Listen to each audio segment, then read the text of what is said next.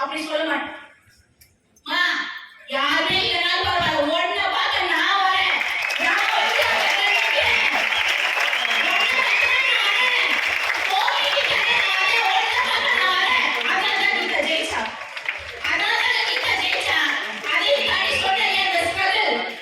நிறைய பேர் சொல்றீங்க மேடம் ஹாஸ்பிட்டல் போயிட்டு வந்தேன், பிபி ஹை ஆயிடுச்சு, சுகர் அண்ணா முன்னாடி போயிடுச்சு,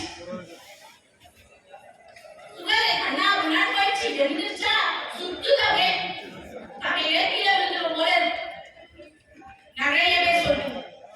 அதான் சொல்றேன், காம்ப்ரமைஸ் உங்களை நீங்க காம்ப்ரமைஸ் பண்ணிருக்கீங்க. கீதா தெரியுதா? போட்டோல வேற மாதிரி பார்த்துருப்பீங்க, இங்க வேற மாதிரி பார்த்துருப்பீங்க. ஏன்னா கிட்டத்தட்ட 1 வருஷம் ஆயிடுச்சு, கேன்சர் 4th ஸ்டேஜ். முடியாதுட்டாங்க டாக்டர்ஸ். நான் அழுகுறேன். பாப்பாக்கு ரொம்ப பிரம்மாண்டமா கல்யாணம் பண்ணினேன், பயங்கர பிரம்மாண்டமா கல்யாணம் பண்ணினேன்.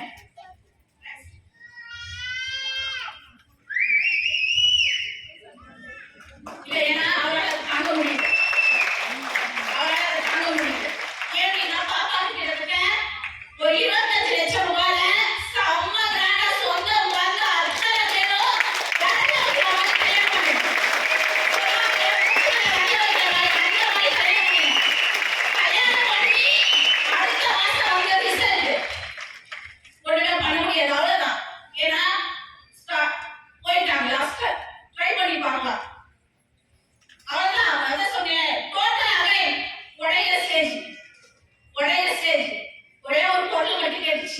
உங்களால முடியும், ஏச்சுவாங்க விஜய் சார்.